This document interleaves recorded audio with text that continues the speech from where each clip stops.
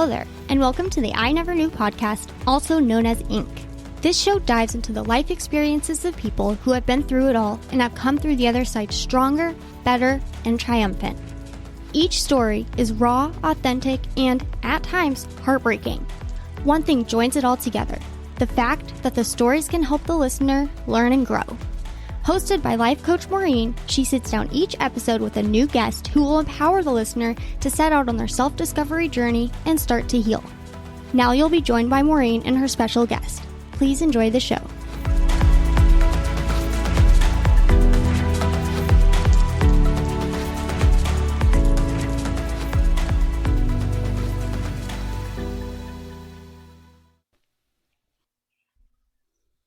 Hello, everyone, and welcome to today's episode of I Never Knew Inc., but my dog did podcast. I am Maureen Scanlon, or Life Coach Maureen, and I'm so happy to have everyone here. I thank you all for taking time out of your day to join us in this space, this safe space, and this energetic space. We're all here because we were meant to be. I have to tell you, the guests that I have on today, I am so excited, and they were so gracious that I was having technology struggles, which we all know.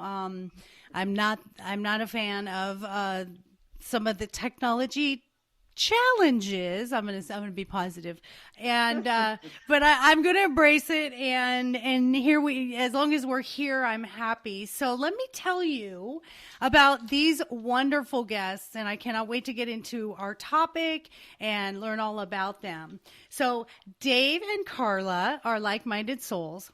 They have been close friends since 1998, and the two have a spiritual kinship that has taken them through 29 past lives together. Oh, chills. I have chills. The story they tell in The Gift of Past Lives with Mother Isabella, God, and Elizabeth aims to liberate people from the traps of conceit, jealousy, and selfishness, and choose love in all actions. David Bettenhausen, or Dr. Dave, serves as the Vice President of Medical Affairs at a small Midwestern hospital. Whether he is at the hospital or his private practice, he daily coaches his patients about their well-being mentally, physically, and spiritually. He believes in a holistic approach to life and regularly lectures and conducts discussions with groups of patients and physicians on healthcare. He has a personal interest in the stages of grief with death, dying, and spirituality. Before he entered medical school, Dave practiced as a registered nurse for 10 years. Oh, I love this. Carla, and I don't know if I'm going to say this right, Bogni-Kidd? Close enough. It's Italian. Is it Bogni-Kidd? Bogni. Okay, Bogni-Kidd. Has been on a lifelong journey of spirituality, always seeking her purpose, and very often serving as a vessel for others' journeys. The theme running through her life has been to help others.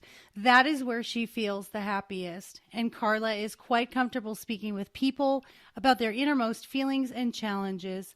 Her closest friends have often referred to her as their personal counselor. Oh my goodness. Welcome, David and Carla.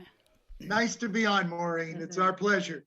This is so exciting for me. And I always say when guests present in front of me, there is a thread that connects us. And it's so interesting. And I'm so thrilled that you are in the medical field, first of all. I started in nursing. And I worked in an ER trauma center, and then I went also into the mental health and spiritual arena, which is really neat to see my kindred spirit in front of me. So this is great that you embrace, and I hope that more medical facilities embrace the holistic approach. So how are we feeling today? We're great. This is a great day, Maureen. Every time we get to do a podcast and meet somebody new, it's exciting. It is. It is. We get to. So the theme of my podcast obviously is I never knew. And so we always start off with our story of where we were, how we got there, and where we are now. So let's take you guys separate one at a time here. And Doctor, tell me how you went from being such a scientifically minded medical professional to now embracing this spiritual, which I love, open-mindedness and holistic approach. I guess we'll start with the beginning story for us, which is in 2014, we started electronic medical records in the office.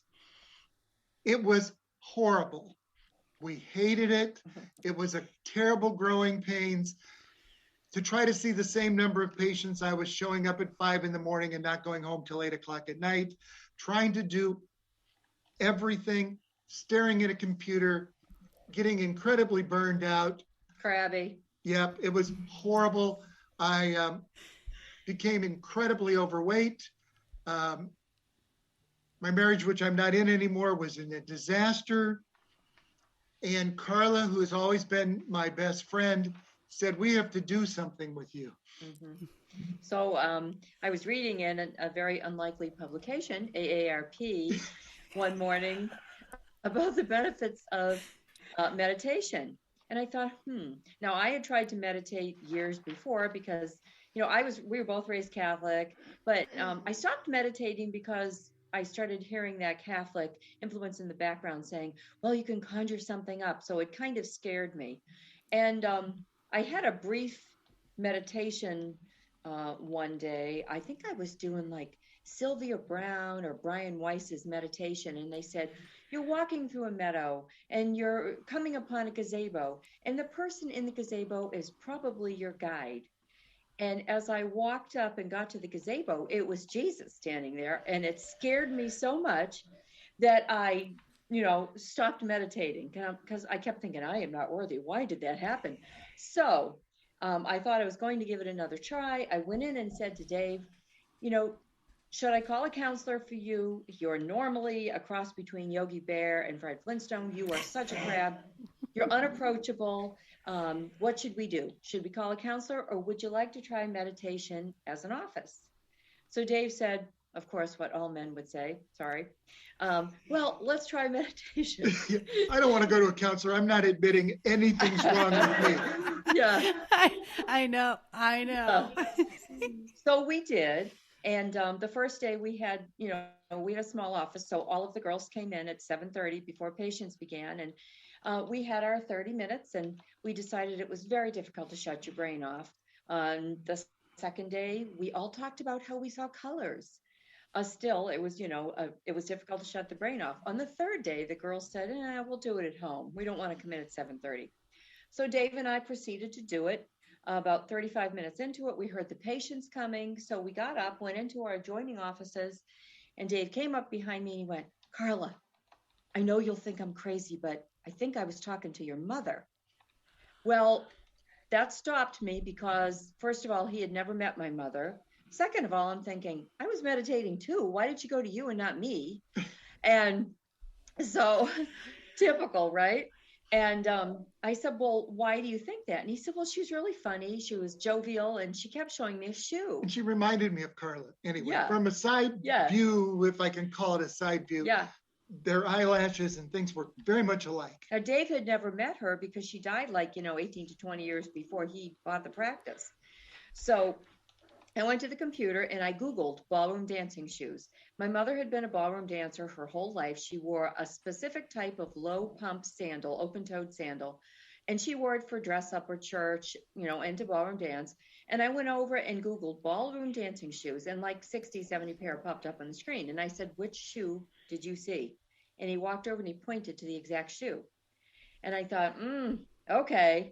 So my sister also worked in the office at that time, and she went to the back, got her wallet, brought up a picture of my mother, and turned it to Dave and said, is this who you were talking to? And Dave got real emotional. And we said, what's the matter? And he said, that's who I was talking to. And he said it was a very spiritual experience because it was confirmation. And he had no idea until this point that he could be reached by the spiritual world. This was all new to him. So I got to fill in a couple spots because this is where we were at this day. And they, I've got 30 patients coming in, all these people around, but they all want to go back and meditate some more. That's what we wanted to do. But I'm like, well, okay, at lunchtime we'll try again or something. But I'm running down the hall thinking, I have lost my mind. This doesn't follow anything that I can do. There is I'd always been very holistic in general, religiously open, a lot of different things, but I'm thinking this doesn't match anything material that fits into any part of the science that I. Yeah. So here's some really interesting things. Of course, I started to, we'll go into more in the meditation, but I started to do as much research on meditation as I possibly could. Benefits. And the benefits. I found that, of course, meditation increases dopamine and serotonin, which are drugs we use to get people out of depression. It causes a decrease in cortisol. The first year we meditated every day, I lost 100 pounds. Wow. Some of that is learning during meditation to be your best self and all sorts of other things. And then we found that all these Fortune 500 companies were using meditation. It makes people more productive. It makes them happier, more relieved. So we just kept doing it because we had to find out, because there was all this science stuff behind it that I could somehow hold on to at that moment. Okay. So we kept meditating. And then there became a day when I had a memory while I was meditating. Now it was a memory from when I was 3 years old, and most kids do not remember that far back. And so I remember getting in this little blue sedan. There was a brand new car that my mother and father had. My father was going to graduate school in Boston. And I was 3 years old, standing in the middle of the seat because they didn't make you wear seatbelts back then. And we were going across the country, got to Boston. And I started to tell everybody the memory that I had. And I said, well, the memory that sticks with me is in Boston, I was running on a beach. And I could see the roller coasters in the background and the Ferris wheels and the souvenir shops. And I was running on the beach. And suddenly I heard this little girl yell, "Be quiet, you're bothering my family." And the little girl ran over and pushed me down and sat on my chest. And then she gave me a kiss on the forehead. And this woman said, "Carla, that's not how little girls act." This little girl jumped up. She's standing in this two-piece blue ruffled bathing suit with her hands on her hips and little pot belly. Hey. And I'm telling Carla and her sister the memory, and they go, "When did you live in Boston?" Because I was from Nebraska when I was 3. Yeah, and all this time we had worked together, and he never mentioned Boston. So we were taken back right at that moment. But I remember that. I didn't need meditation. My family, I was the youngest of 6 girls. My parents were always splitting up, the good Catholic family. They weren't going to get divorced. They eventually did, but they split up and got back together. And that particular day, my father rented 2 cabs. We were not well off. We didn't have an automobile. We went to Revere Beach. Well, as Dave started to talk about Revere Beach, my sister and I knew which beach it was because it had an amusement park with it. And we remember there was a Ferris wheel in the background. And as he gave these details, we knew exactly. Well, that particular day when we arrived, for whatever reason, I didn't have a bathing suit. And I always had inherited one. Everybody had theirs but me.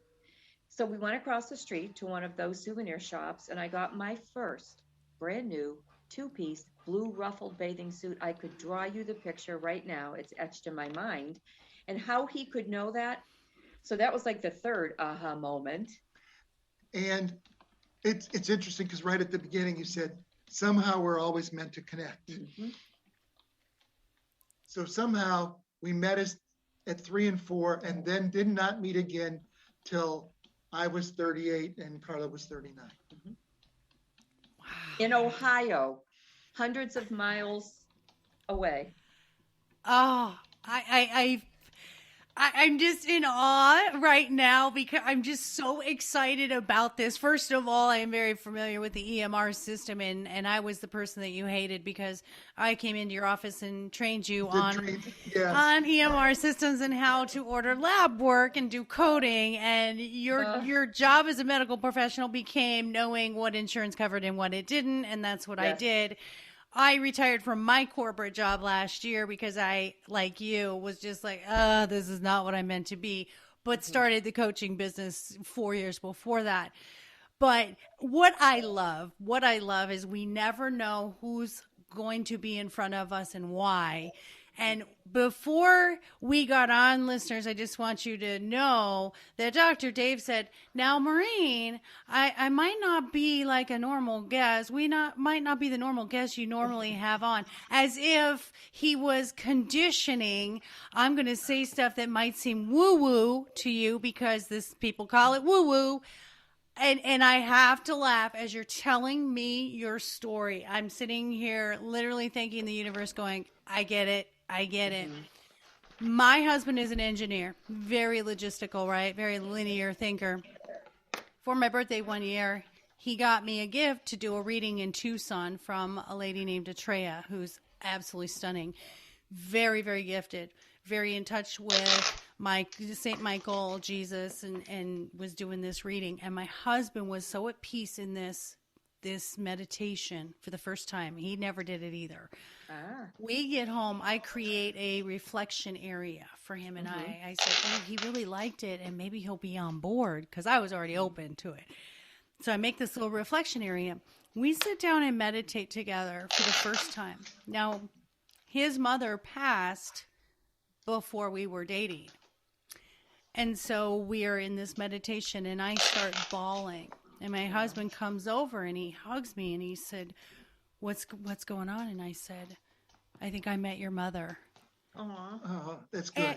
And he said, what do you mean? And I said, well, I'm not sure. I grew up in Arizona. Everything here is cactus and brown. A little bit of green, but no changing colors of the leaves, anything. And I'm describing this park to my husband, and I said, oh, I saw like that 360 view, and I'm looking around, and there's this bridge over this little creek, and the colors were changing. And he said, what? And I said, yeah. I said, and then I sat down, and I remember I was just talking, and I felt her. And I knew it was her, and I was just talking a mile a minute like I do, and I got a little pat on my thigh like, yes, I know. And like, she was very stoic, very like, okay, it's all good. Mm-hmm. And before she left, I was like, no, don't go. I was like, tell me what you want me to say. And she said, take care of them. Well, her husband was 20 years older than her. My husband's father was 95 at the time when she passed. And my husband said, what's going on? I described this park. He said that was her favorite park in South Dakota where she would take the grandkids. So as you tell me that story of meeting her mom, I went, there it is. The universe just validated. So I believe, and you guys, it's so hard to convince people that haven't had the experience. Do you find that that's the Very challenge? much so. Mm-hmm. Yes. And you condition it. I'm crazy. You're going to think I'm crazy, but it's so real. So now you guys realize, oh my gosh, in many lives, we've known each other. We've met each other, even this life as you were a little girl. But what about the past lives? How did you get into the past lives? Well, so we continue to meditate because this is now very exciting for us. And there comes a day when I suddenly had another memory, and it was very vivid, but I was standing in an alley, and I looked across the alley, and Carla was standing there. Now I say Carla. I know I was younger, thinner, blonder. I know all of those things. Yes, and she had this fringe skirt on and a little gold band on her head. And I looked across, and right where she was standing, there were suddenly two bright flashes, and then I heard a loud bang, and I realized I was shot in the chest. And I fell backwards, and I knew I was dying. I told her this story and she was like, you probably think I'm crazy. I don't even know where this comes from. But we wrote it all down. But we wrote it down because everything we learned while we were meditating, we would write down. The next day, I get more of the story, but before that day. And I'm in a little car and I'm driving to a wedding in 1925. And I'm going to the wedding of a man named Angelo who comes in and does business at the bank that I work at. And as I'm sitting in actually Ashland Auditorium in Chicago, because the wedding was so big, it wasn't done in a church. I'm sitting there and the wedding singer comes out and it's Carla. Okay, now I'm listening to her sing. She's amazing. I have to meet her at the wedding, and I go to the reception and look throughout the reception until I find this woman dressed in this raspberry colored dress. And I talk to her. I keep asking her to dance with me at the wedding reception, and she keeps putting me off and saying no. And finally she says yes. And we dance like one song. And then I ask her if she'll meet me. And she's like, no, we shouldn't talk. We shouldn't have anything to do with each other. And she kept blowing me off, and I kept pushing it. And she finally said, okay, maybe. And I said, can you meet me at breakfast tomorrow at Marino's? Mm-hmm. So it's really interesting because as I continue to meditate, I meet this woman at Marino's the next day in the morning. And we have breakfast and we go for a walk along the Chicago coastline. And it's cold. It's January 11th now, 1925. And as we're walking along the coastline, she introduces herself and says, my name is Ruby Donaldson, and my mother's name is Anna, and my father's name is James, and I'm from Bullock, Georgia. And I came to Chicago to be a dressmaker and a singer. And I work for the man named Angelo. That was where the memory was at that time.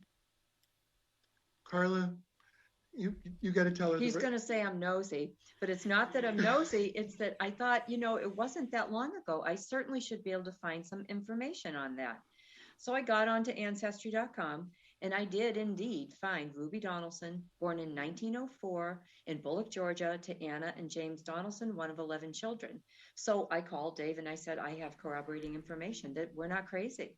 But I also found newspaper articles from the wedding of Angelo Jenna to Lucille Spinola, January the 10th, 1925 at Ashland Auditorium in Chicago. And you okay? Yeah, I started. He gets emotional, what we both do. But there were pictures of the wedding cake because it was over 10 feet tall. There were over 3,000 mobsters there because Angelo Jenna was the main mob boss right before Al Capone. Now, unless you're a mobster aficionado, which we're not, we had no idea. And Ruby worked for him in his speakeasy. And Dave, whose name was Jonathan, J.J. Wright was his name, he didn't realize that he was helping to launder money for the mob.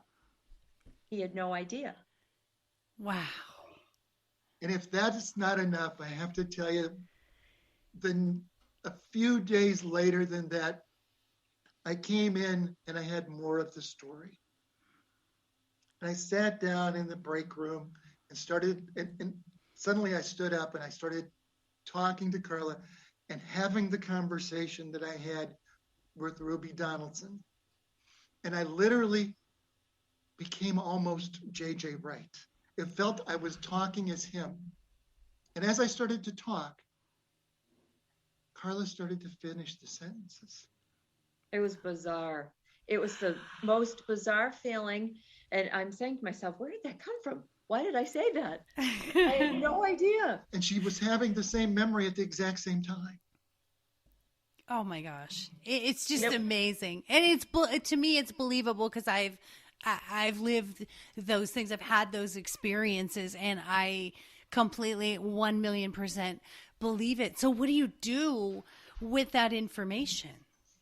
Well, again, reincarnation or past lives was not something that I was particularly big into. First, I had the Catholic faith thing kind of throwing a little wrench in here. I had the science behind this, trying to figure this out. We started doing research. And we actually found research at the University of Virginia, Department of Perceptual Studies, where they've been studying children with past life memories because they know that these 3 and 4-year-olds can't be coached. Yes. And so the kids will say they remember something, and then their parents will bring them in, and then they'll do some investigation. And they do some interesting testing because the kid will remember somebody's name. And they'll find a picture of that person who lives somewhere close. And it might be that I remember I was married to Anna. And so they find a picture of Anna and 5 other strange women from that community. And they put it out in 5 pictures out. And they ask the little boy, which one is Anna? And he says, right there, that's Anna. And the kids get these questions right somewhere around 85% of the time, which is way higher than the percentage they should get, especially at 3. Yeah.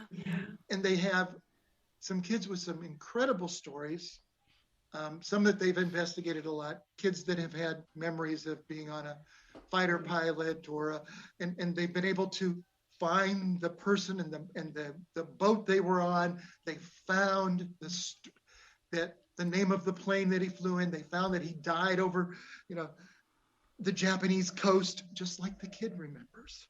Yes, and the name of the plane. I've seen that. He knows the specific, like, how this plane operates, and they're like, at 3 years old, like, that's impossible. It's impossible to know Correct. that. And I believe, and maybe you guys can help me with this, I believe children and babies are newer spirits in this life. So they're still fresher in their memories of those past lives, is what Absolutely. I think. They're not clouded by this life's memories and experiences and traumas and all that stuff. You agree with that? Yes, Absolutely. Definitely. Okay. And they don't have imaginary friends. They're talking to their spirit guides. Yes. Mm-hmm. yes. And so that leads us to the next experience where, again, I was meditating and we were doing it every day. And this woman started to talk to me. And she told me her name was Isabella. I'm thinking, well, I met Carla's mother. This is completely okay. This is normal. And she said, well, I've been with you over 6,000 years. Wow. Through all of your lives.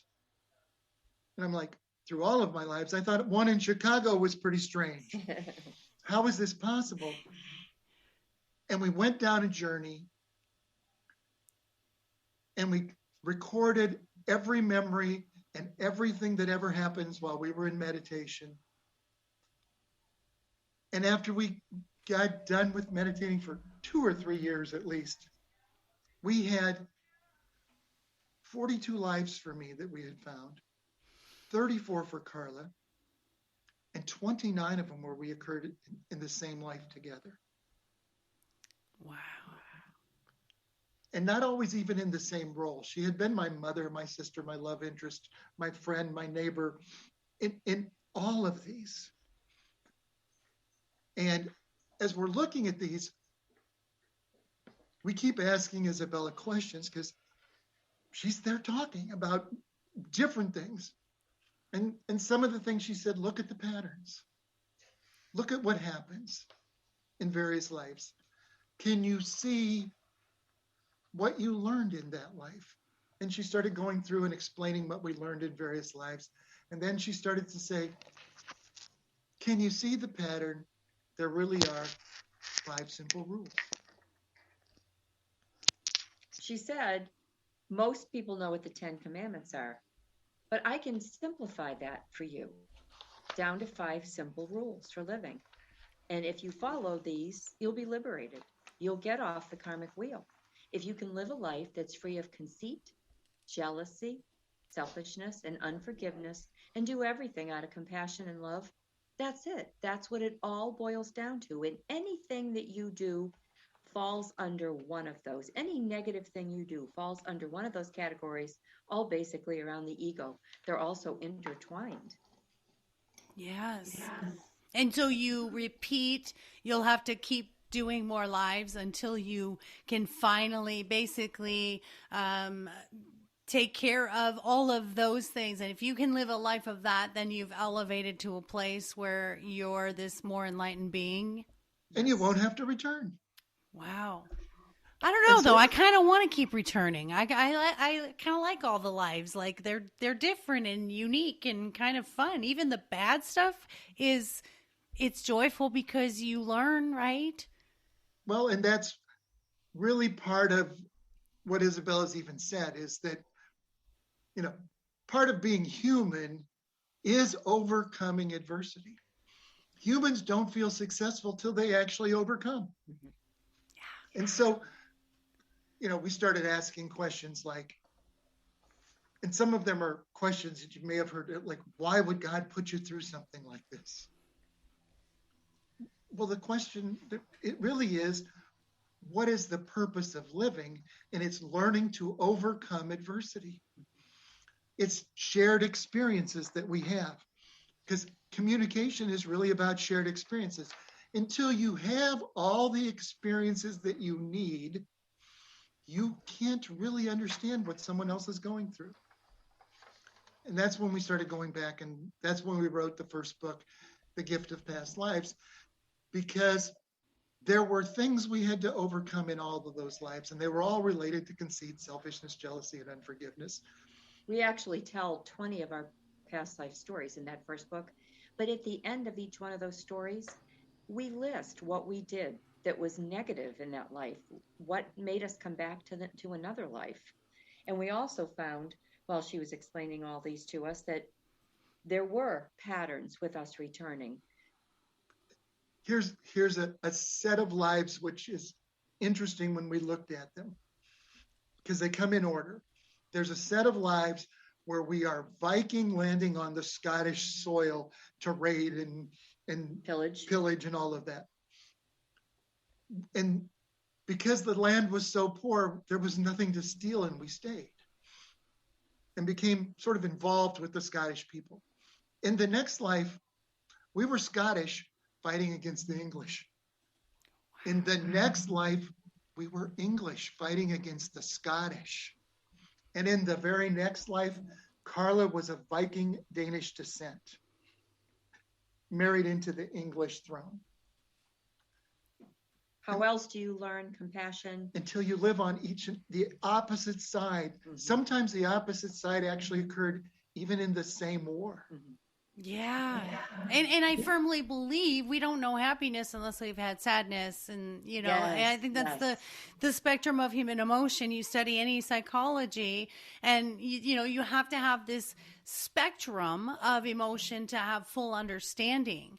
Now, I know going back into past lives, like not everyone is as open as you guys and even myself. I don't get all of that. I know 2 past lives that I have. And I have this book, and people refer to it as the Akashic records, and that you can access it's like a library of your past lives, and essentially you're doing that in meditation. So how do we go about doing that? How do we learn that? Because I believe everyone has psychic abilities and the ability to connect with spirit. Mm-hmm. If you're open to it. And I know mine came through going into this service industry of life coaching, and it just came. And then I channeled it through my writing, through my books, and through my dogs. So how do we help people who are sort of like my husband? He says, I meditate, but I don't really get anything. So how do we help him? Well, that sounds familiar. First of all, you don't have to get anything. Just because you're not getting a past life does not mean that the spiritual world is not connecting with you. They're talking to you, whether you know it or not, always in your left ear. And, sometimes people hear buzzing, sometimes, I didn't realize it until it was corroborated through Dave. I remember being a 4-year-old laying in my bed, and I needed to get up, and I kept calling to my sisters because I was afraid of the dark. And I kept saying, Paula, Jessica. And I heard a woman say to me, Carla, go to sleep. I remember it like it was yesterday. My mother didn't live there. There were no women in the house. And I thought, who was that? I will never forget it. But because it was in my left ear, I thought it was coming from the closet, which made me even more afraid to get up in the middle of the night. But it was my guide, Elizabeth, talking to me. And if you can learn to meditate religiously, just like you would working out, taking a shower, making your bed, whatever it is, they will reach you. And there indeed may come a time when you see colors, which are your angels, or you might see faces, which are past life memories. And hopefully you have a gatekeeper, because a gatekeeper will keep any negativity away from you. And if you can do that regularly, just like you would anything else, prayer is a form of meditation. Walking out in the woods is a form of meditation, but you have to take the time because we are bombarded. The reason young children start to forget is because they start to be bombarded with telephones and TV and all of those media things out there that we need to like shut down every so often. Yeah, information and electronic stimulating overload. I think we're clouding our minds. Yes. And being out in nature and sitting and meditating. We've got to clear that stuff out, and that's a big part of healing. I think is just that release of it. Interestingly enough, I live here in Arizona, and yesterday they launched the SpaceX rocket. And it came across our sky. It was beautiful during the sunset, and it was the weirdest looking thing. My husband comes out. I was in the hot tub, and he says, "Look at this." And then I go on Facebook, and there's a ton of people saying, "Look at this." And I posted, "You know what's great about this rocket? It's that everyone's looking up and not looking at their phones." Oh, yeah, very I like good. it. Very good. So, for me, Maureen, the physician in me always jumps into these things, because I still think there must be explanations of some of this. Now, this is what's interesting. If you look at the neuroscience, when you meditate, if you have a past life regression hypnosis session, or if the time between wake and sleep, which many people have spontaneous memories, or they remember their dreams anyway easier. All three of those times, you actually have increased alpha and theta waves in the brain, which only show up when you're having memory. Wow. So there's your science. Are you happy There's now? There's the science. I'm a little happier because I think there's something there. Yeah. And then we start looking at why would you have some past life memories and some people don't, and why are they there at all? Why do we need them? Again, this is part of the science, because we have what's called the modular theory in the brain. There are certain pathways in the brain that save subconscious memory. And they're sort of below what you're thinking. And your body literally puts a numeric value on whether it's positive or negative. Okay. And here's how it kind of works. The first time you're a child and you touch something that's hot, it burns you. The second time you try to touch something hot, you feel the heat and you actually pull back faster because you remember it. Yep. But it's not sitting in your brain, it's sitting in your subconscious. And that subconsciousness, if you want to say, is connected to what we might want to call the Akashic record, because it's actually connected to all of your past life memories that are sitting there to protect you. An example for me is I was once shot in a dark alley in 1925. I'm going to feel uncomfortable standing in a dark alley behind a speakeasy. Maybe I should avoid that. So those lessons can still follow you, even if you can't consciously remember them. Yes. So there is some benefits for those kind of things. And your spirit guide, if you're meditating all the time and you don't get anything, as your husband said, your spirit guide is only going to let you see what you need to see. If there's a lesson to be learned, or you can help somebody by remembering, they'll let it happen. But if you're doing it just to say, "Oh, I was Marilyn Monroe," they may not let you see it unless there's a lesson to be learned. That's why you're here. We come to this earth with our soul family for two reasons. We come either as to help a person or to test a person. And Dave and I apparently work together and have for 29 past lives together. That's why we're here together. That's why we have remembered all these things. Not everybody is as gifted as Dave and can remember everything. I get mine differently than he does. But if there's something that happened very traumatic in your past life, it may not surface for a long time until you can handle it, until you're ready for it. Or it might be that's the only thing you remember. And then you're scared off and you're afraid to do it, which, you're an infinite soul. Nothing's going to happen to you. If people could just remember that, if they meditate, they're not going to conjure up the devil. There is no devil. They're not going to conjure up hell. There is no hell. They're only going to conjure up what they think they're going to conjure up, or a past life memory. Yes. And this is what's good. And this is part of something with your coaching. Sometimes people have something from a past life that haunts them now. Mm-hmm. And sometimes they have to heal the past life trauma too. Mm-hmm. And that's where some of this can have some value. We did, after writing our first book. Third book, yeah. We actually got hold and went to a training session on past life regression. And with Dr. Brian Weiss, and I don't know if you know who he is, but he wrote a bunch of books. Many Lives, Many Masters. Yeah. Only Love is Real. And we went to one of his training sessions because he was a psychiatrist who was regressing people. He would take people back to their childhood to see if that was what their problem occurred. And as he was regressing people, some of them went farther.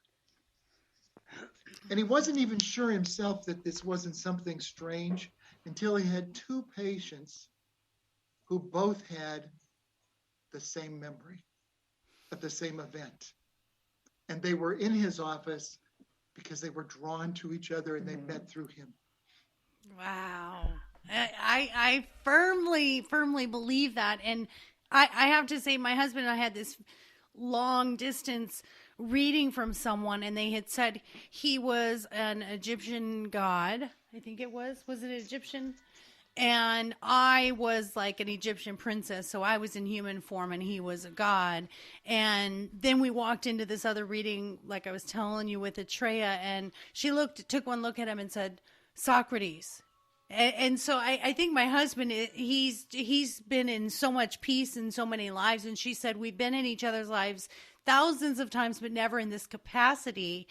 And if I may share really quick a story of the past lives that I know is in, if you're familiar with Tombstone, Arizona. Yeah. In Tombstone, there is the Birdcage Theater. Where everyone in the Old West, the 1860s, would stop here before they went to San Francisco for the big gold rush. And they did mining here, silver and copper. And they had a big stage and people would come and entertain. The women, they were dancers. And there was also a brothel in the Birdcage Theater. And I'd been in there a couple times. This is before I even met my husband. I'd been in there with a couple of, three different people had witnessed this thing with me. And I would be standing there and hearing things. And I'm like, what the heck? Someone's talking to me. And this is before I was even open to psychic abilities. And I just kept hearing, get out of my space. You're in my space. Can't you just leave me alone? And then I went with my husband. And the same thing. And it was when someone walked in period clothes. There were like three people that came in period clothes. And I remember how I just got angry. I was like, can you guys just leave me alone? Can you get out of here? Like, leave them alone. And I just remember going downstairs, back outstairs, and they have a wall that's full of dancers and entertainers from Tombstone. And I'm walking and I'm looking at the pictures, and I stop at this one picture. And I look at it, and I knew it was me. And so I thought, well, who is this? Well, they have names and nameplates and dates and what they did at the Birdcage Theater. It's the only picture on the wall that has no name or date or information. And well, and I you know that's not by accident, right? Yeah. I don't. It's even on the internet. When you pull up the wall, and I tell my husband, I'm like, I know that was me. There is a cemetery in Tombstone, and you walk kind of downhill, but you walk sort of in this pattern. And my husband was with me. Doesn't say a word, just observes. And I'm walking, and every time I got to these middle sections, I was doubled over, like my stomach, like someone punched me. Or that I had to vomit. I was very sick. Kept going, and then again feeling really sick. And he said, "You were so tied to the town, and you were so protective of all the people, Maureen. It's uncanny. Every time I go there, I know." And I walked in, and the smell was familiar. Like I knew where the wallpaper came from. Like I knew all of it. So I knew I was like the madam over the brothel. I was in meditation one other time. My girlfriend owns this awesome, it's called Synchronicities, and it's a crystal shop in Sandy, Utah. Beautiful meditation rooms, and she's got grids underneath all of her meditation areas. And I was sitting there, and I had the vision of being walked to be hung. And first I thought I was like, because I'm pretty strong personality, and I'm like, I will rally, and I want to make a difference. And I'm thinking, I'm walking with this whole crowd. But in my mind, I heard, but you're alone. And, your human mind, and when you're in meditation, you're like, well, I'm not alone. I've got a whole crowd behind me. And then I get pushed up on this platform. And then I realized I saw the A, and I realized it was Anne Boleyn. And so I had these ties, and the reason I tell these stories of the two things that I know of my past life is that I am such an advocate for truth and justice. And when I think of those past lives, it's a theme that carries on in my lives. And is that where you talk about where I have to come to agreements with it? Because obviously Anne Boleyn was falsely accused. Obviously, the brothels, the girls, most of them were in those circumstances out of no choice of their own. That's right. And even in this lifetime, I'm so with law and justice and criminal and court systems. I'm fighting right now to get custody of my 14-year-old grandson. Like, I get so emblazoned and impassioned about truth and justice. So do you think that possibly there's a theme in each life that carries forward? And do you recognize anything between the two of you that has carried on through all of these lives? Well, what's interesting is our fourth book, which is not like our other three. It's called Her Huba and His Rose. Yeah. It's actually a love story, and it spans over 70 years. We are not the main characters in the book, but we are characters in the book. And literally, Isabella dictated that whole book to us, and all I did was make it grammatically correct. And our personalities then are the same personalities now. You're always very similar. And, I guess that's just the way God made us. It's the way it is. And that's probably who you have always been. You were the advocate for the prostitutes. You were the advocate. I mean, even Anne Boleyn. I mean, we write about Anne Boleyn in book 3, the manual. Do we? Is yes, she in there too? Henry and Anne. Oh, that's right. We talk about Henry. 3 simultaneous lives. What your life was before, what your life was with Henry VIII, and then the life after that.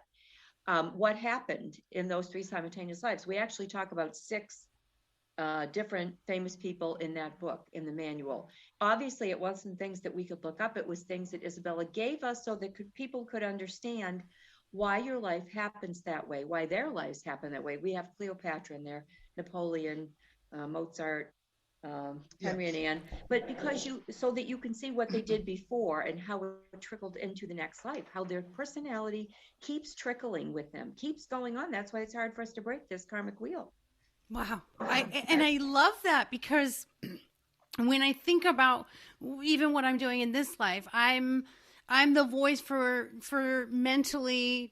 people with mental disorders. I'm the voice for loving yourself. I'm the voice for finding your worth and putting yourself first. I feel every life you have this purpose.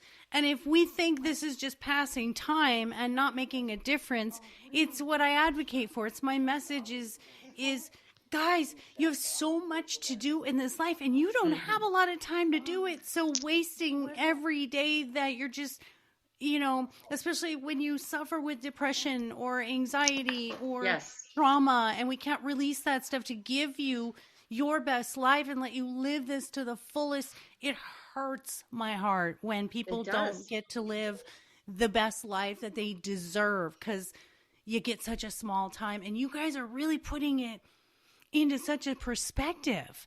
This is really an interesting thing to me, because when we were writing the first book, Isabella literally sat down, and not literally, but I mean, she made us figuratively said, you have to write this small section in here about being a good parent. And I was like, what? That didn't seem to fit the whole thing. But as we've gone, she says, literally parents do not understand when they treat kids the way they treat them, that they're literally passing their karma on to their children. So now you have double karma. Yes. So you've passed it on, which actually means you now keep the karma that you just passed to your children. And she went on to say, try to think of the man who's an alcoholic, whose son becomes an alcoholic because he was treated so poorly. And he learned to be an alcoholic. And then he has a son.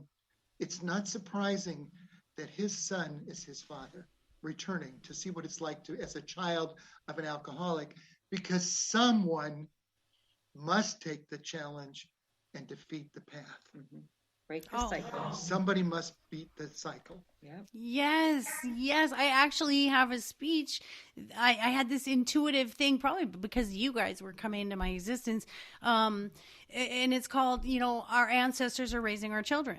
Because they are. Because we're carrying all of this stuff forward. And I tell my middle daughter all the time, I'm like, I know you were my mom in a past life. I know it. She is so wise, and we get each other, and there is no doubt with us. And how about those feelings? Let's tell the listeners, how about those feelings where you meet someone and you just know them, and people go, I don't know why, that's crazy, but there's truth to that. You have known them. How do we grasp that? Well, we have our soul family.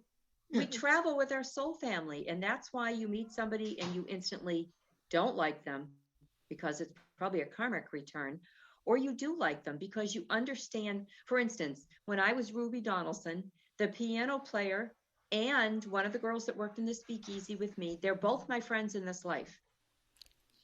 And you find them, you travel together with them, and because you know that you will help each other, that you'll love each other, because we do have all this adversity to get through, Yeah, and we start seeing so many synchronicities that start to happen. It's amazing. It becomes, and we could tell you the story of her sister's condominium.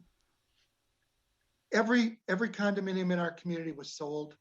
No one could find it. They sell before they go on the MLS. Now, maybe not now because the housing is different. But when she was moving into the area, we were driving down the road and something happened that changed it. And Elizabeth, my guide, said to me, go up this road. Hill. So we did. And we got up and there was a sign that said something like a garage sale. So we turned down to this little road. Now, the garage sale was not at the house, but we thought maybe somebody's selling their condo because there's a garage sale. But we got to the end and the garage sale was that way. And the other end, there was a sign that said condo for sale. And it wasn't on the MLS list. It wasn't listed. It only had the sign. They put the sign in the yard, but did not list it yet because it was Mother's Day weekend. And the realtor had gone. She put the sign in the yard and left. But what Isabella told us was, pay attention. The address added up to a 9, which is as close as you'll get to God. And our address here at the house is 270. That adds up to a 9. That your spirit guides will give you these little bones. They'll throw you these bones. And if you're paying attention, you'll see the synchronicities. If you're paying attention, you'll catch it. If you think it's all just coincidence, there is no such thing as coincidence. It is all set up. It's all figured out. It's just up to us to use our good judgment, our positive choices to get us to where we're supposed to go. I just love this. Go ahead. And so the other thing that she said is, when you pray, just be thankful. Don't pray for things, because if you pray for things, you don't trust the process. Mm-hmm. Things are coming your way if you just make the right choices. And how often do we get angry when I was younger, if something didn't go the way I thought it should? And then later you say to yourself, oh, I'm glad that didn't happen. Right. If we just don't push it, everything happens for a reason. Just go with the flow. Trust the process. Yeah. Just have gratitude for everything that unfolds the way that it does. And, yes. One of the things that I always tell all of my clients and people that I talk to is, no matter what the situation is, just say, I'm either learning or I'm teaching. So what is this teaching me? If it's a struggle, what is it teaching me? If it's going really well, what did I learn? What can I give to others? And I think being of service to one another is the best way to be in alignment with the things that you want. I could talk to you guys forever. I cannot believe it has already been an hour. You guys are going to be my new best friends offline, because I crack up that he questioned if I would understand what you were about to talk about. Do you feel better now, Dr. Dave? I actually feel much better. Well, we always hesitate when we do a podcast, because we have our own beliefs on aliens and spaceships and all of these things that we believe are all spiritual experiences. And we never know when the host is going to be talking about those things. So Dave said, well, remember that this is going to be a little bit different than a paranormal. She's a life coach, and she's wanting to overcome some trauma and do things for people. Good, and I said, well, this will be different. Surprise. Absolutely. Surprise, Dr. Dave. See, never assume. That's right. I love it. You guys are such a joy. And I think the beauty of life is being open-minded to everybody's opinion. We only make judgment based on what our perception and our truth is, and that truth is based on the experiences that we have. If we could remove all of those limits and those walls, then I can say, oh, I want to hear what this person has to say. Even though I didn't experience it, I'm interested. Let's be curious about what everybody else says. So I always end the podcast saying this. You're walking down Main Street, you got 100,000 people behind you, you're holding a banner. What does your banner say about wanting to help improve humanity and to help us live the best life that we want? All right. So I usually start this way. End this way. I don't think you'll know what it's referenced. I want people to think about the possibilities of many lives, of past lives, and a life that's coming somewhere down the line. And then I want you to think. Many of us have already considered that we have to take care of this planet, take care of the world we live in, because we're trying to do it for our kids. If that's not enough, take care of this world, because if we let it fall apart, you're going to return as part of your karma to a world that's gone. Yeah. Your future self will thank you when you make a difference now. Correct.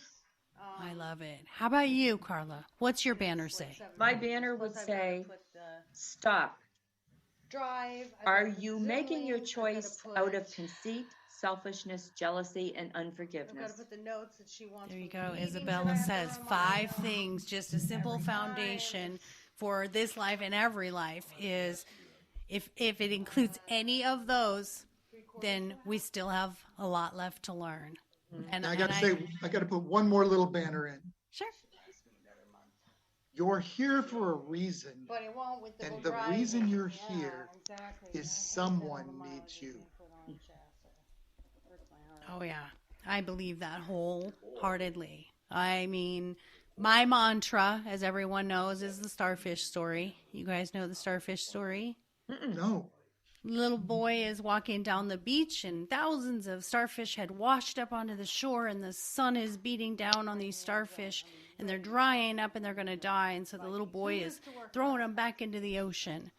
Old man walks up to the little boy and he says, "What are you doing?" And the little boy says, "Well, I've got to put them back into the ocean or they're going to die."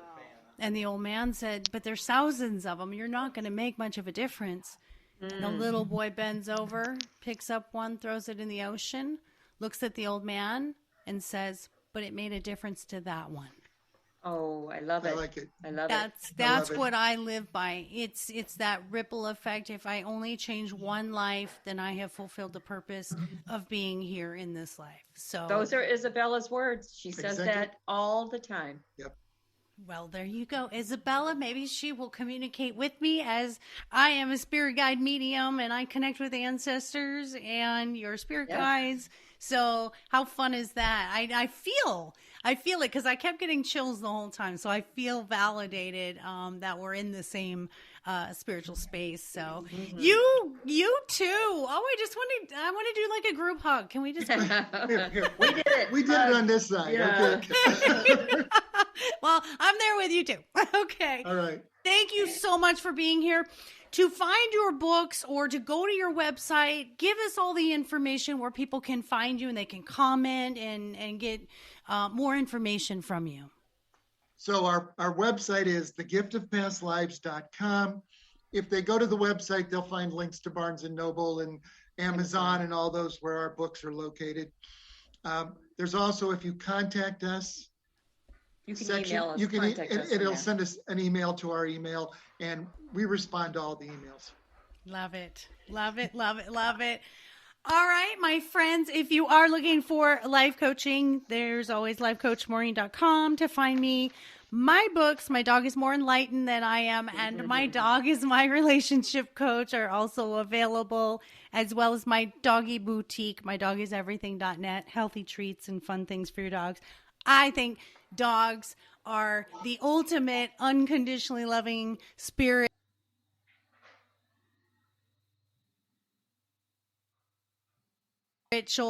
creatures and souls that are here to really guide us. Then they don't even have to speak a word. They do it every day.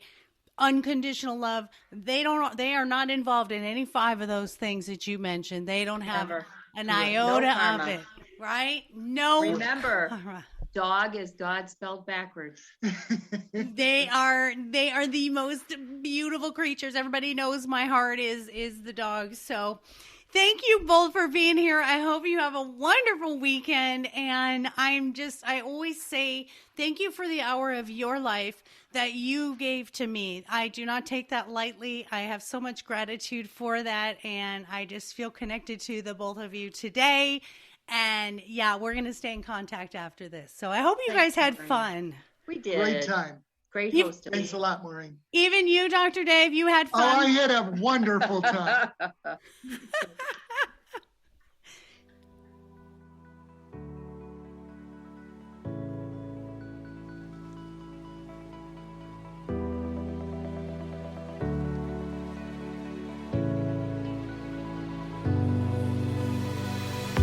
Thank you for tuning in to the I Never Knew podcast. If you found today's episode inspiring and educational, please be sure to follow, subscribe, and spread the word.